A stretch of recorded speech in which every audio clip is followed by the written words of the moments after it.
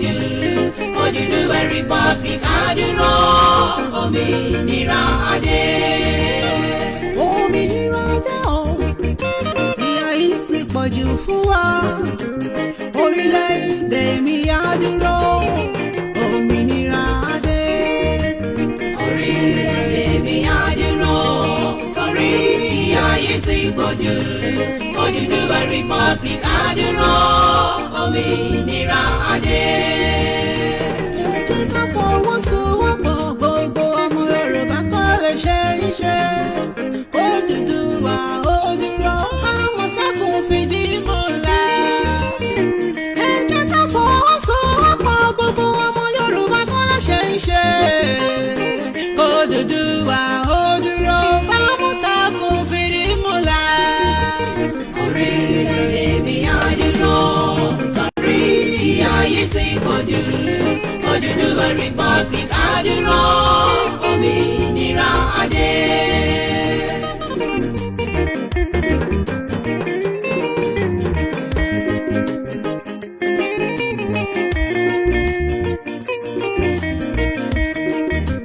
Torí bí wọ́n wá lọ lógún ọdún o, ọjọ́ kan ló ń tán bá. Ìyà tó jọmọ fọjọ́ pípẹ́ bí ọ̀pọ̀ ọmọ ṣíwọ́ lẹ́yìn ọmọ. Orílẹ̀-èdè mi àdúrà torí ìyà yìí ti pọ̀jù Odùduwà Republic àdúrà òmìnira adé. Mo kí gbogbo ẹ̀yin àgbààgbà àti gbogbo aláàtò tí ó wà ní ìdí gbígbé àṣà àti ìṣe ọmọ kóòtù òjíire bí lárugẹ. Ní pàápàá jùlọ gbogbo àwọn tí wọ́n ń ṣe iṣẹ́ takuntakun tí à ń rí àti ní abẹ́lẹ̀ kí orílẹ̀-èdè Odùduwà ìyẹn Odùduwà Republic lè dúró. Ẹ ṣeun gan ni ọlọ́dún tó mọ àrè á dì yín mú. Àwọn alálẹ̀ á kí yín lẹ́yìn. Olódùmarè á gbé gbogbo àṣẹ tèdùmarè. Ẹ jẹ́ kí gbogbo wa fi ọwọ́ sowọ́pọ̀ pẹ̀lú gbígbé orílẹ̀-èdè Odùduwà kalẹ̀. Orílẹ̀-èdè Odùduwà ní ìrètí tí a ní gẹ́gẹ́ bí ìran Yorùbá láti dé ibi tí ọkàn wa ń fẹ́. Bí a bá wo ìyà tí ó ti ń jẹ àwa ìran Yorùbá bọ̀ látẹ̀yìn, a ó rí i wípé ìyà yìí pọ̀ tó bẹ́ẹ̀ tí à ń gbé ìgbé ayé ẹrú ní orílẹ̀-èdè tí a pè ní tiwa. Kò sí àǹfààní tí ó péye láti dé ibi àṣẹ ní orílẹ̀-èdè tí a pè ní tiwa yìí. Ikú ìyà, ikú ẹ̀sín, ìpakúpa ni wọ́n ń pa àwọn ọmọ Yorùbá tí ó bá ń fi òtítọ́ inú ṣe iṣẹ́ rẹ̀. Ǹjẹ́ ó wá dára kí ọmọ ẹlẹ́ran kí ó máa jẹgun? Ṣé ó dára bí kí ọmọ aláṣọ kí ó máa wọ àkísà? Ǹjẹ́ ó sunwọ̀n kí ọmọ onílé kí ó máa gbé ẹ̀yìn odi? Ẹ jẹ́ kí a rò ó kí a má bàa fi ohun tí a fẹ́ jẹ bà ohun tí a fẹ́ jẹ jẹ́. Kí a má ta ara wa dànù kí iṣẹ́ àwọn baba ńlá wa tí ó ti lọ ó má bàa parun. Kí ìran wa tí ó ń bọ̀ lẹ́yìn kí ó lè máa sọ nípa tiwa wípé a ṣe ìwọ̀n tí a lè ṣe. Ẹ jẹ́ kí a fi ara wa ṣe òṣùṣù ọwọ̀ kí a dira wa mú nítorí pé àìkọ́wọ́rìn ejò ní jẹ́ ọmọ ejò níyà. Bí ọ̀ká bá ṣáájú tí sèbé tẹ̀lé tí paramọ́lẹ̀ àti òjòlá ń wọ́ ruru tẹ̀lé wọn lẹ́yìn, kò ní sí ẹ̀dá kan tí ó lè fi igi na ọmọ ejò kankan pa láàrin wọn. Ìṣẹ̀dá Yorùbá ni ó dára jù nínú ìwà àti ìṣe. Yorùbá ní àpọ́nlé, bẹ́ẹ̀ ni wọ́n ń bọ̀wọ̀ fún àgbà. Ìṣẹ̀dá tí ó ní ààtò ni ìṣẹ̀dá tí Elédùà fi Yorùbá ṣe. Bí ọkùnrin bá jí ní òwúrọ̀ ní ilẹ̀ kóòtù òjíire, a dọ̀bálẹ̀ gbalaja a kí àwọn òbí rẹ̀. Bẹ́ẹ̀ ni bí ọmọbìnrin bá jí, a fi orókún méjèèjì kúnlẹ̀ a kí àwọn òbí rẹ̀. Àṣà tí ó wuyì ni àṣà wa, ẹ jẹ́ ká gbé àṣà wa lárugẹ. Ẹ jọ̀wọ́ gbogbo ẹ̀yin tí ẹ wà ní ìdí ètò yìí kí Odùduwà Republic ó lè dúró. Mò ń bẹ̀ yín ní orúkọ Olódùn tó mọ àrè. Mò ń bẹ̀ yín ní orúkọ àwọn baba ńlá wa tí wọ́n ti ṣiṣẹ́ takuntakun ṣáájú wa. Ẹ jẹ́ kí a fi inú kan ṣe é. Ẹ má jẹ́ kí a gba ìbọ̀dẹ̀ ti ara wa. Ẹ má jẹ́ kí a fi àyè sílẹ̀ fún alamí láàrin wa.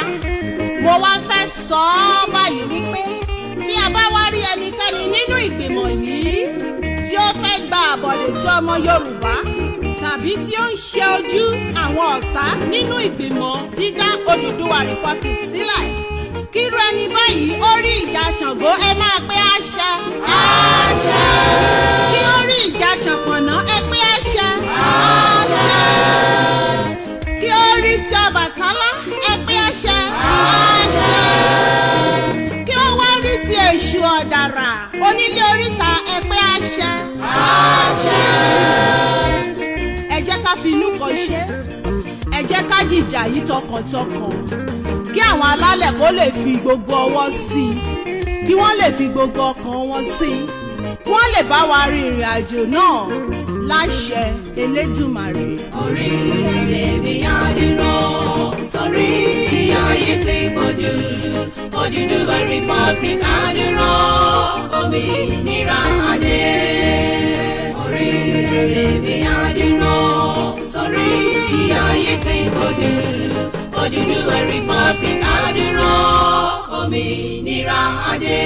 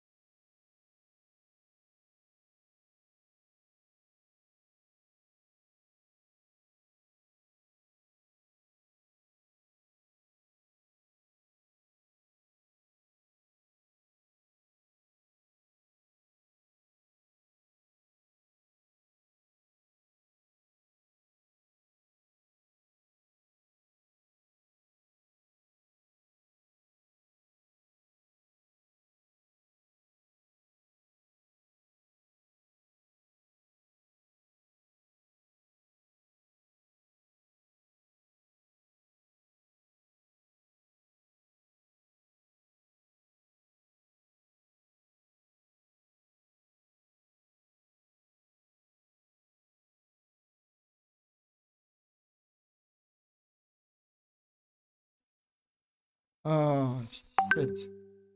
Ẹ má bínú àti fún ní volume. Mo ní kí gbogbo yín pátápátá wípé ẹ kú dédé àsìkò yìí níbikíbi tí ẹ ti ń gbọ́ wá lórí igun mẹ́rin àgbáńlá ayé pátápátá.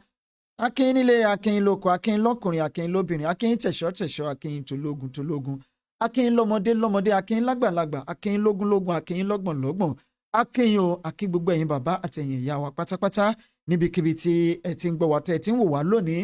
Mo ní ojú tẹ́ ẹ fi ń wò wá ẹ̀sìn kú gbogbo ìgbà, ojú náà kò ní fọ́, etí tẹ́ ẹ fi ń gbọ́ wá lóòrèkóòrè, etí náà kò ní di, gbogbo ọwọ́ tí ẹ fi ń bá wa ṣí àìtòyé pẹ̀lú àṣẹ ní ọwọ́ Ọlọ́run ọba, ọwọ́ náà kò ní kan ìsàlẹ̀ àpò.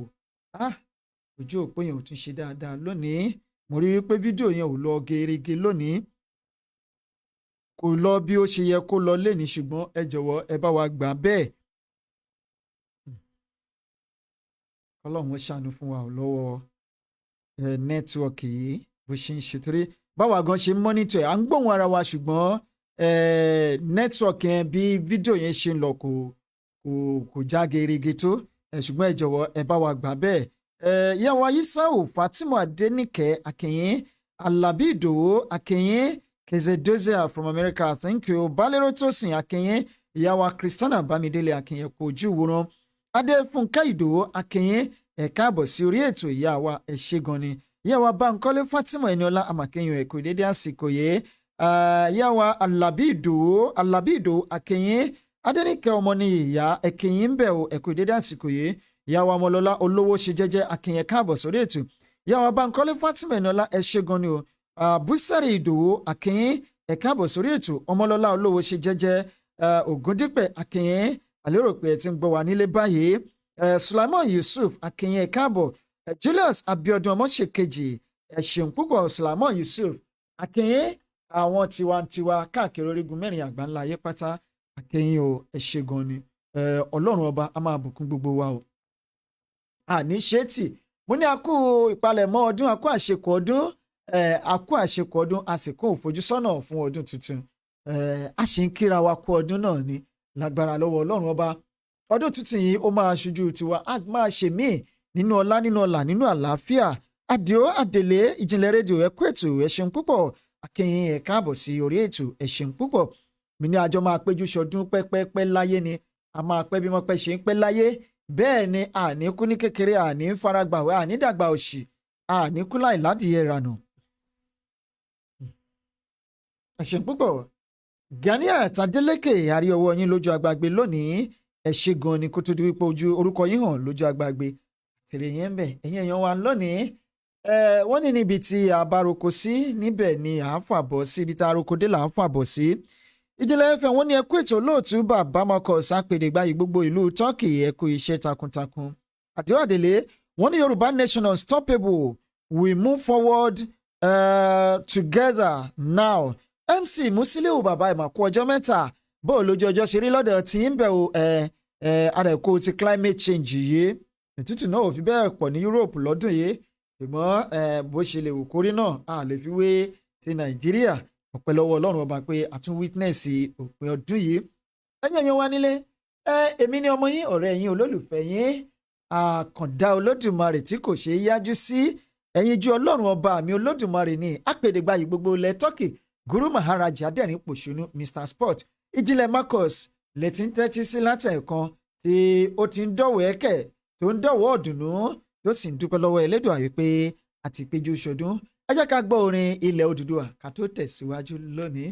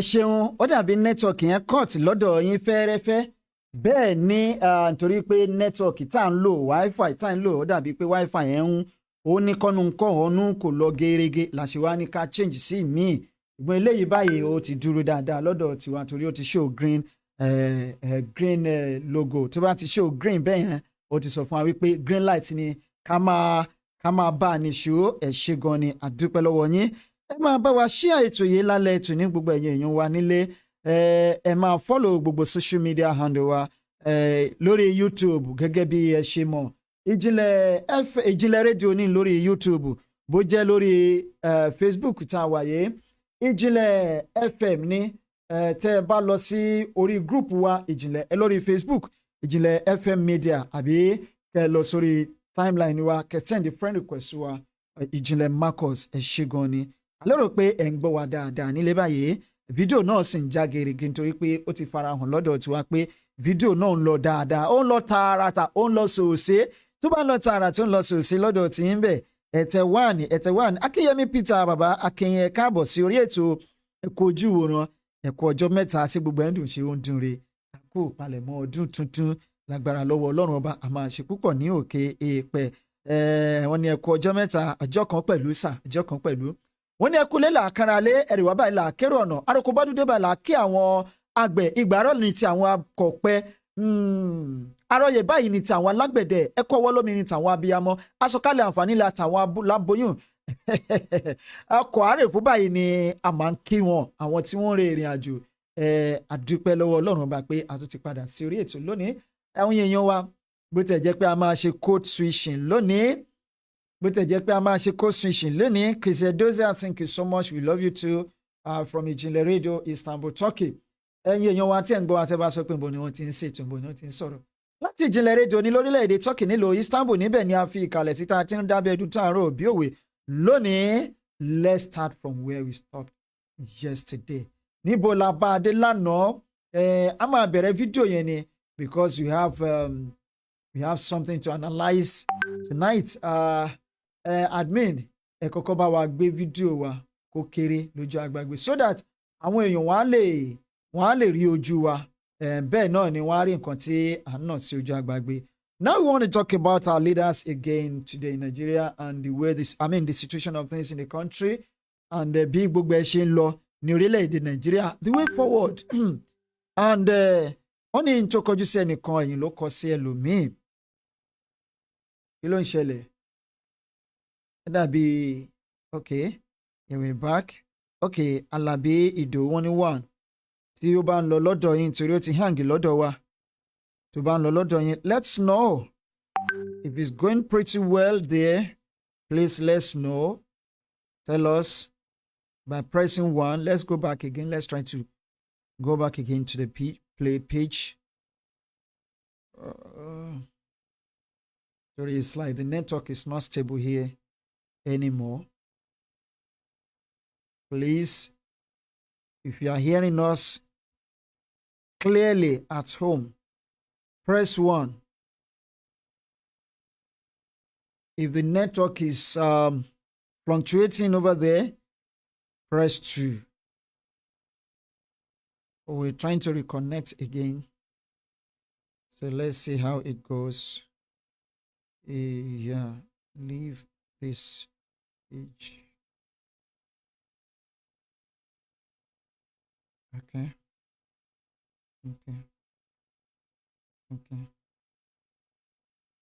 All right. Tí ẹ bá ń gbọ́ wa dáadáa nílé ẹ tẹ 1. If the network is not clear over there, please press 2.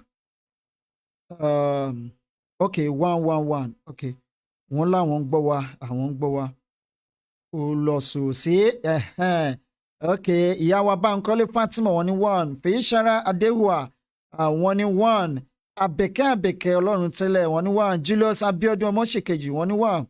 Bánkọ́lé Fatima Ẹniọlá wọ́n ní ó lọ sòsí. I am so happy, I'm so delighted that okay.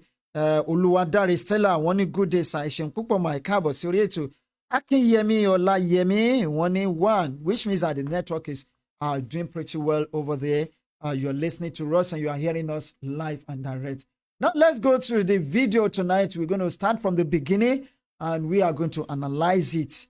A máa compare and contrast. Ọlá Ọmọládé púpọ̀ Àtàndá wọ́n ní 1. Okay, ẹ bá wa ṣe ojú òpó dáadáa. Thank you so much. Yes, here we stopped yesterday and we're going to start from there today. For the interest of the people that do not understand our language, our international language, which is Yoruba language, would like to code switch and code mix tonight. So we'll be speaking English, we'll also be speaking in Yoruba, so that you can have a glimpse on what we are trying to say. No, Father Christmas, Santa Cruz, thank you so much. Okay, yeah. My job is to serve you, the people, because there is one point we politicians need to remember. It is that the people are our bosses. My job is to make your streets safer. And we're going to go in with another 20,000 police on the streets, and we start recruiting forthwith. My job Thank you so much. is to make sure you don't. Engineer.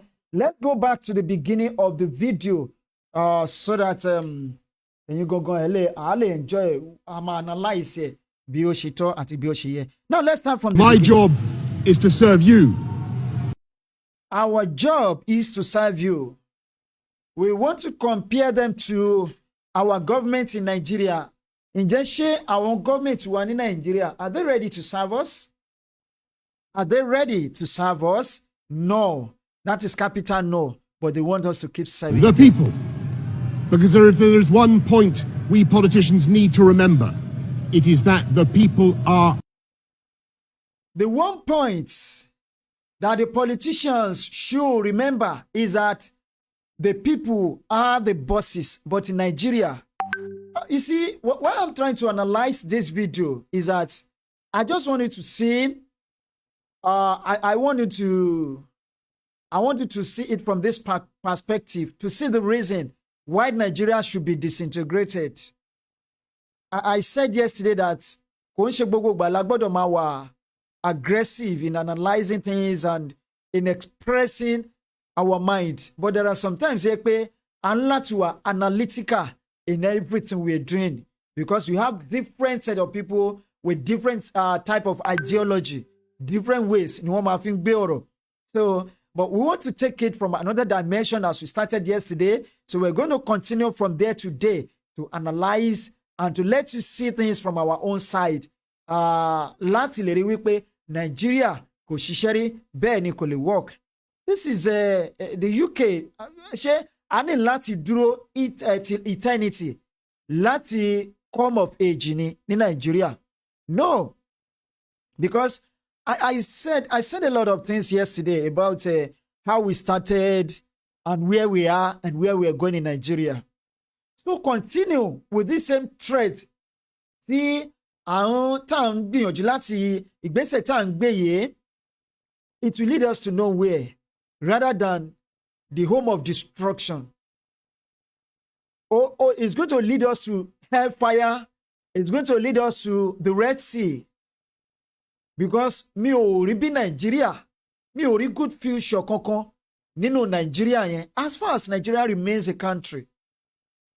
The country that comprises the Igbos, the Yorubas, the Middle Belt, and the Hausa Fulanis. Mi ò rí progress in Nigeria. Mi ò rí good future in Nigeria. Instead of that good future, bad future, Larry, because the country has already successfully destroyed the future of our present generation. So in order to save our future, in order to save our next generations from this present administration from Nigeria, the only solution to this problem is to disintegrate the country. You and I know this.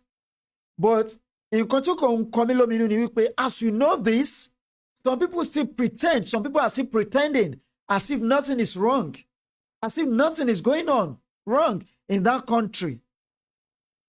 But one thing I want us to be very sure about, to be clear, ni wípé, one thing tí mo fẹ́ jẹ́ kó clear sí wa lónìí ni wípé, you can run, but you cannot hide. Kò sí bó ṣe lè hide behind one finger.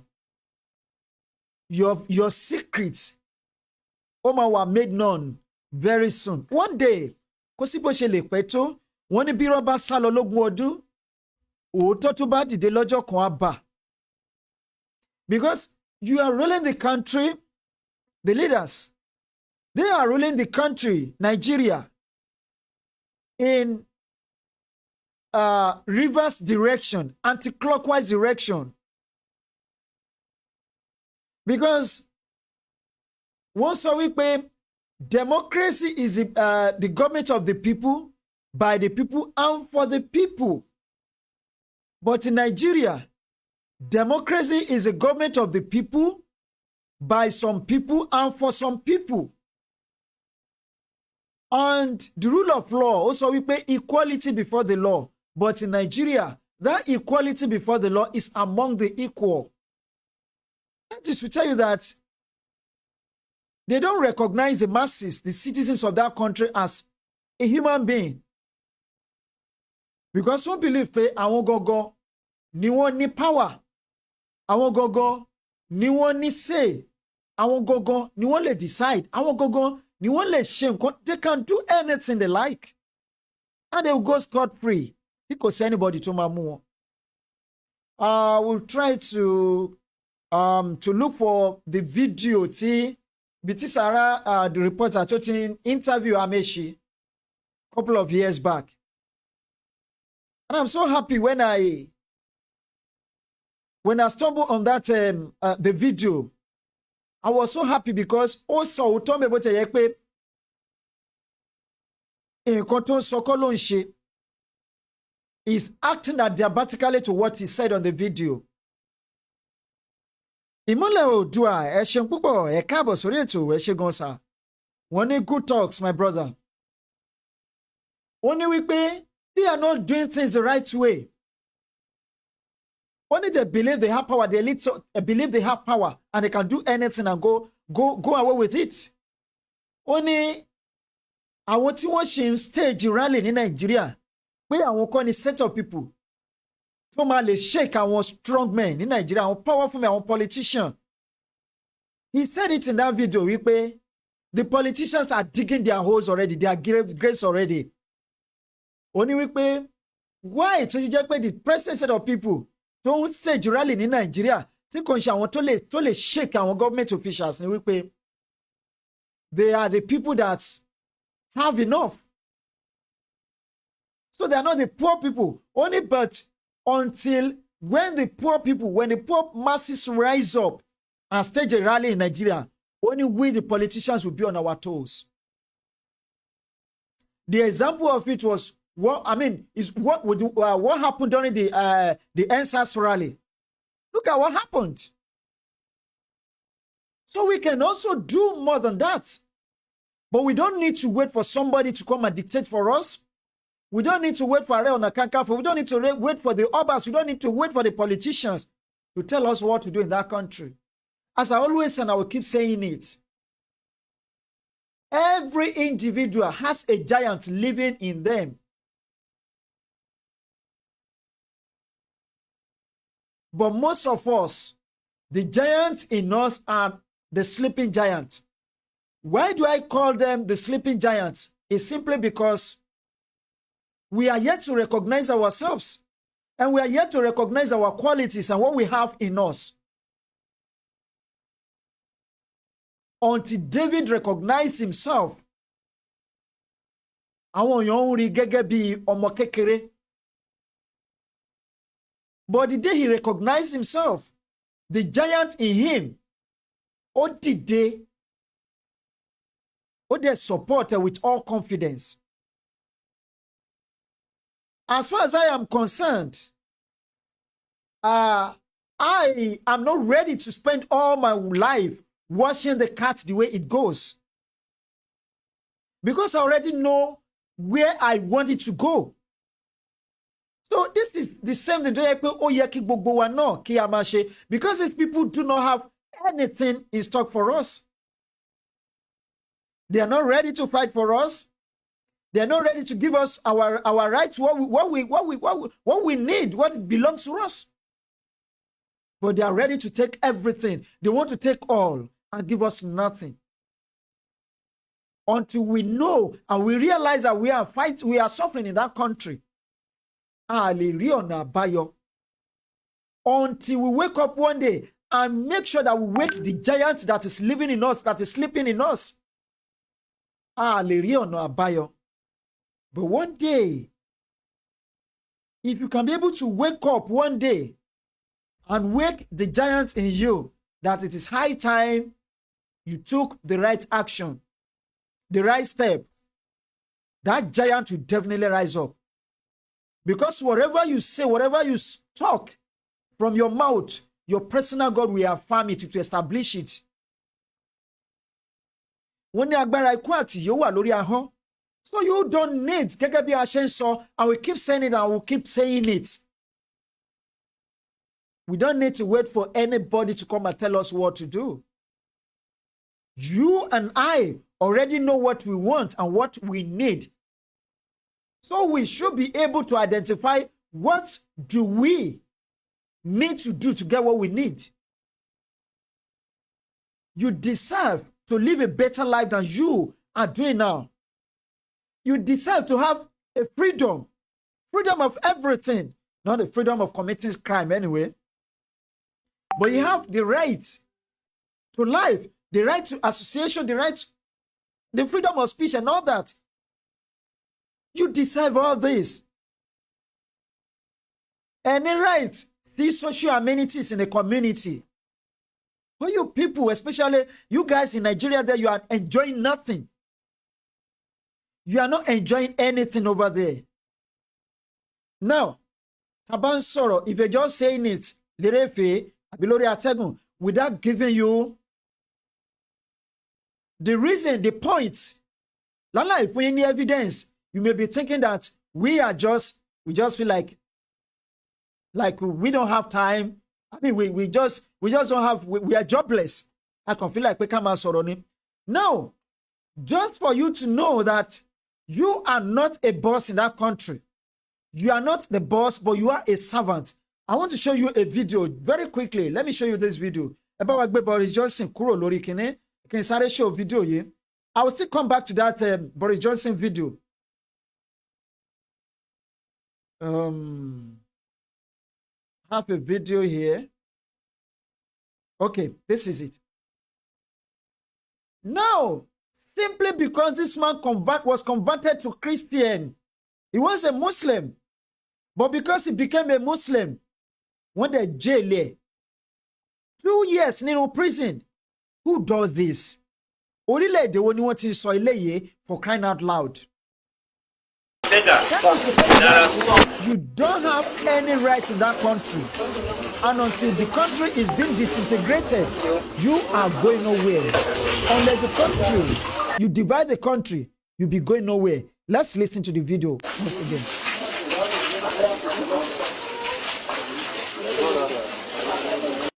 Only take a few minutes to watch the video, but I just want us to exercise patience, to watch it with all diligence. Let us listen to it very well. Let us watch the video. And video. Please be patient with us. We need to divide the country now. The Northerners are now clamoring for restructuring, but we are sick and tired of shouting and talking about restructuring. We've been clamoring for this for a very long time, but it's too late for restructuring. Let's divide the country. And now it's the appointed time. Thank you.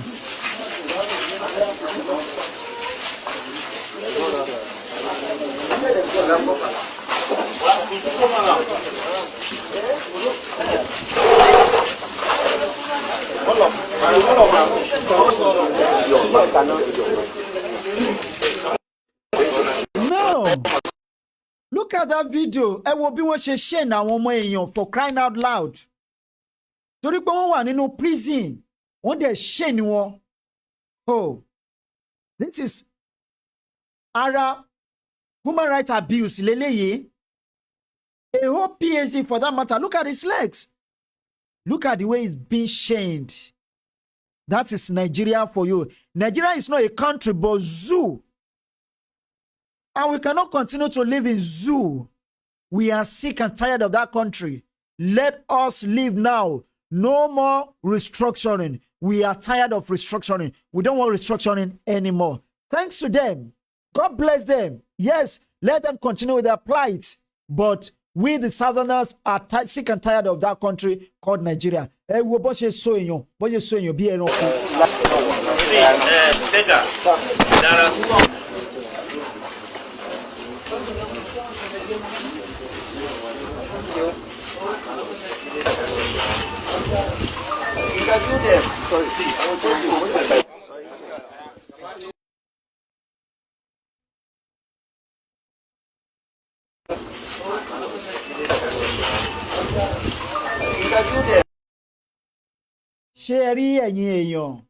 Look at his back. Bí wọ́n ṣe nà bí ẹranko. That is human being. I just tí n bá rántí àwọn kan tí wọ́n sọ wípé we still want to one Nigeria. Màá kàn máa pity wọn ni. You still believe in one Nigeria. You still want to stay, live and die in Nigeria. Look at ẹ wo ènìyàn. Ẹ wo èèyàn ẹlẹ́ran ara. Look at his back. Look at the way he's been treated. Look at Nigeria. Nigeria, I hear thee. Dr. Hassan Yusuf. Doctor? Hassan Yusuf, yeah. Doctor, are you a medical doctor? PhD, energy. PhD holder. Ṣé ti gbọ́? Ẹ máa gbọ́ reason tí wọ́n ṣe fi sínú prison. economics. Okay. Yeah. Why are you here? They said I became a Christian because I spent 16 years in the UK. I married there. So I go back to Nigeria to come and settle with my family. And the extended family came and told these people that I became a Christian. I've converted. I'm trying to convert my children to Christians and the rest.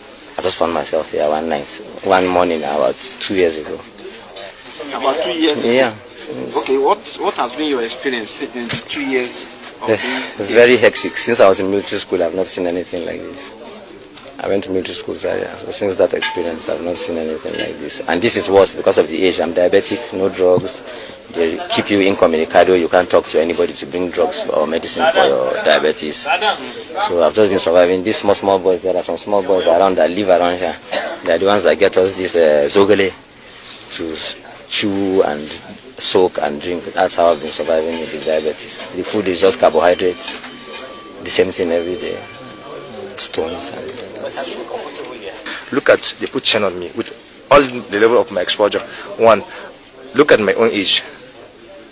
I have responsibilities on my head, but they deny me access to a lot of things. Some of us are diabetic. Okay, this man is diabetic and is a PhD holder. Almost 2 years now. No Okay, seeking education is supposed to be a voluntary thing. Yes. Why are you chained? I was chained. I don't know exactly why I was chained.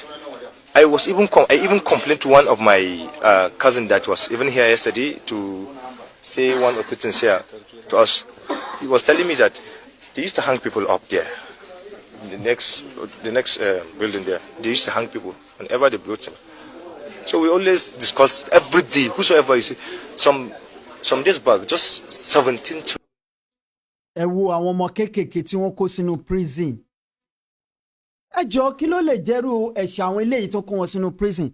That is in Nigeria. tẹ́yìn pé ní country yẹn, we need to end the country now. Child abuse, the children in the prison yard. That is Nigeria.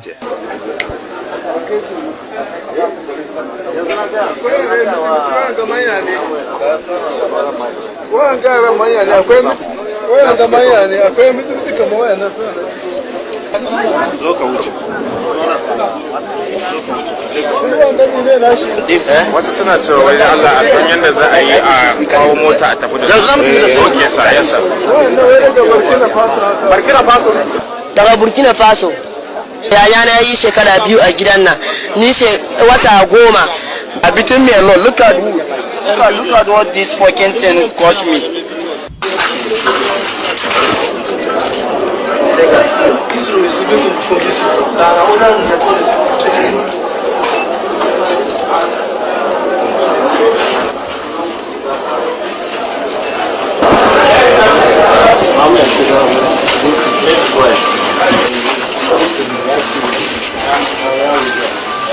Humanize. You can see it yourself. Yes. So you've who are the people responsible for this? And from your interaction or gathering, what could be the reason or the brain behind putting these people together? Well, the man who is operating this so-called rehab or an Islamic school claimed that the parents brought their children here for rehab. Yeah, that is Nigeria that you and I found ourselves. We are less concerned about the way they treat themselves in the northern part of the country anyway.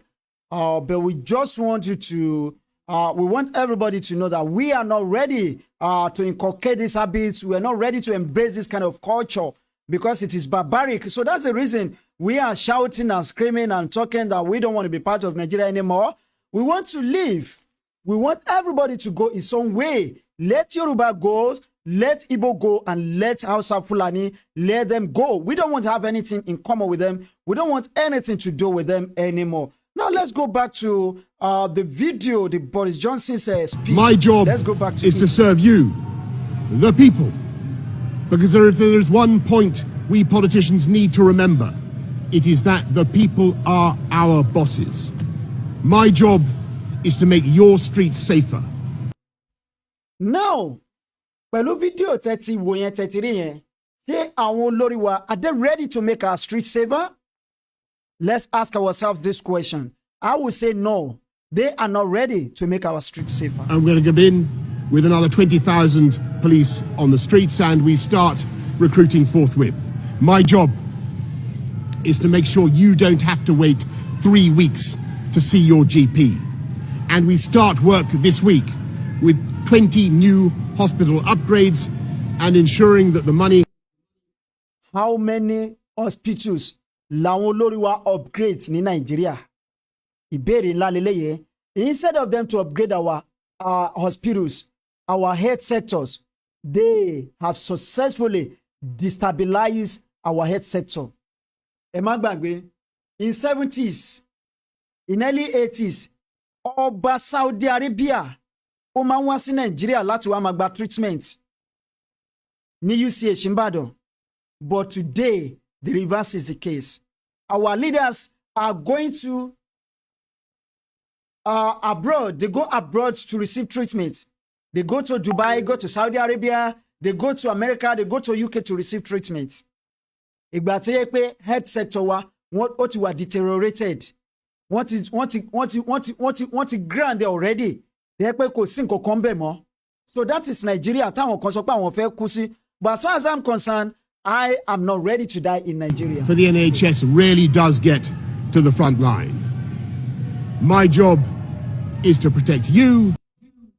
Now, if you look at what is happening in Nigeria, compared to what is happening in UK now, I believe that you can see the difference between Nigeria and the Western world. Because in the Western world, the jobs of the leaders are to protect the citizens and their parents. Ẹ wo, ní Nigeria, àwọn tí wọ́n pa ní Katsina recently àbí ìbọná ti pa wọ́n. The government sọ fún wọn wípé ṣé Kankara àbí kí ló porúkọ ẹ̀. Government láti sọ fún wọn wípé because they did not seek permission from Nigerian military before they went to their settlement láti máa farm. Ṣó ṣe gbọ́ sétí? Ṣó ṣe gbọ́ kò ṣe gbọ́ sétí? And here we are in the Western world. Their leaders are ready to do everything humanly possible to protect their citizens and their parents. Èèyàn kan ni wọ́n kidnap a citizen of America. Wọ́n dẹ̀ wá from America láti wá sí Africa. Wọ́n dẹ̀ wọnú Nigeria. Wọ́n dẹ̀ mú ẹni ẹ̀ dé pé Nigerian government did not know. They were not aware of it. Because they respect and they recognize their citizens. Every single life tó jẹ́ ti ọmọ America tó bá sọnù, àwọn American government wọ́n máa account fún. Wọ́n máa dúró di citizen wọn dáadáa ni. Ẹ mọ̀ yẹ àwọn ọmọ Nigeria tí wọ́n pa ní Arab countries. Àmọ́ yẹ àwọn ọmọ Nigeria tí wọ́n jù láti òkè bọ́lẹ̀ ní kí lorúkọ ẹ̀ ní Lebanon. Àmọ́ yẹ àwọn tó ń kú sí Kuwait. Àmọ́ yẹ àwọn tó ti kú ní Iraq. Àmọ́ yẹ àwọn tó kú ní Oman. Wọ́n á ṣe ọmọ àwọn ọmọ wa ṣe wọ́n báṣubàṣu wọ́n á ṣe wá yánmọ́yánmọ́. Àmọ́ yẹ àwọn ọmọ wa tó kú ní Saudi Arabia. Àwọn ti Libya gan olóǹkà àwọn ti Egypt ńkọ́. Nigeria government leaders do not have anything for us. So when we talk about mineral resources, we are all it takes to become the richest country in the world, to become the richest country in the world. But our government will only ever share because they know pretty well if Nigeria is okay for everybody today, nobody will serve them.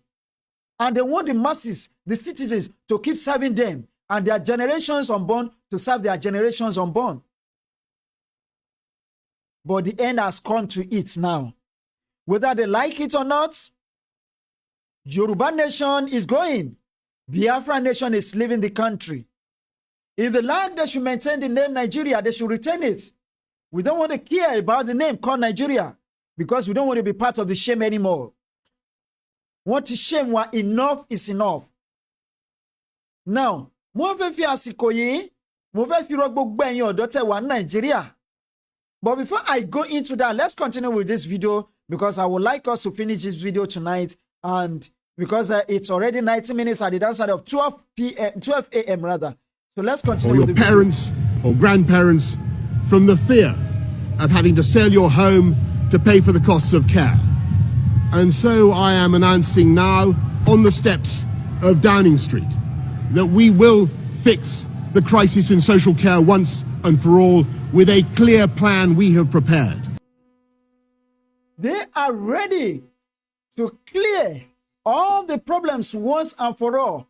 But our Nigerian government are ready to put more burden on you, the citizens. They are ready to add more burden to your body, to multiply it. Raise to power.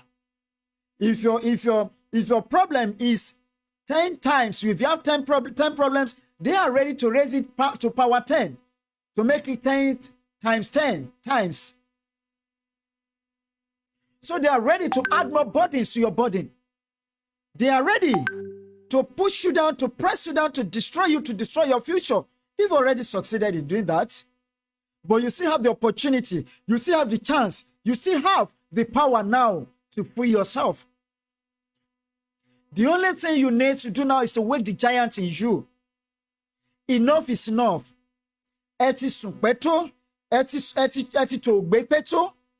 Now you need to wake yourself up. Don't wait for me to come and fight for you.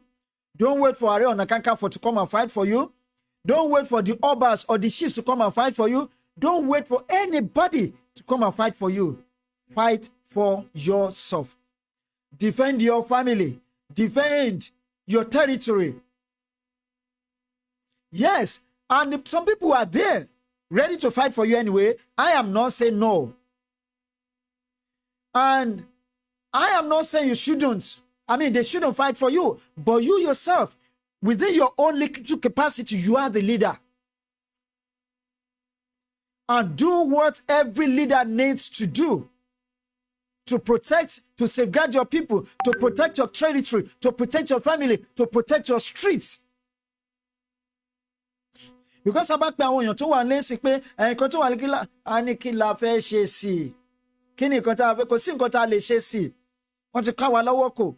You can free yourself.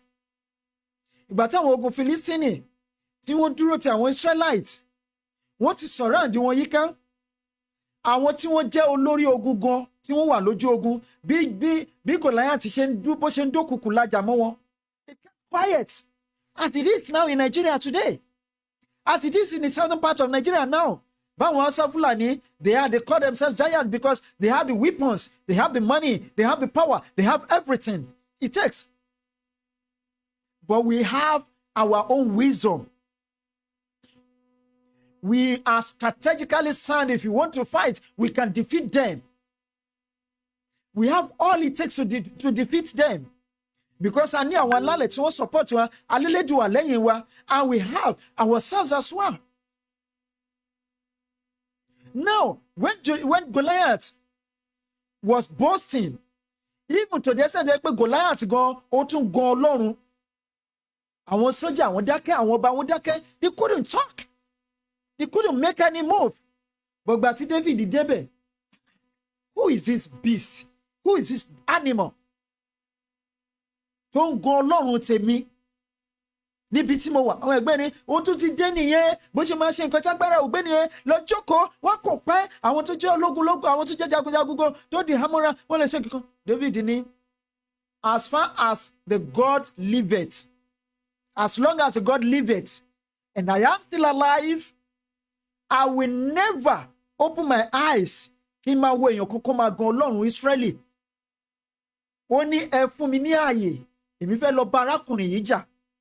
Initially, when he was talking to them, they were just making jest of him. Look at this kid. What do you have? You've never been to any military training. You've never handled any arms or ammunition. Oni ejo, take me to the king. I am ready to fight this man. I am ready to fight this battle, and I am going to win. He took him to the king.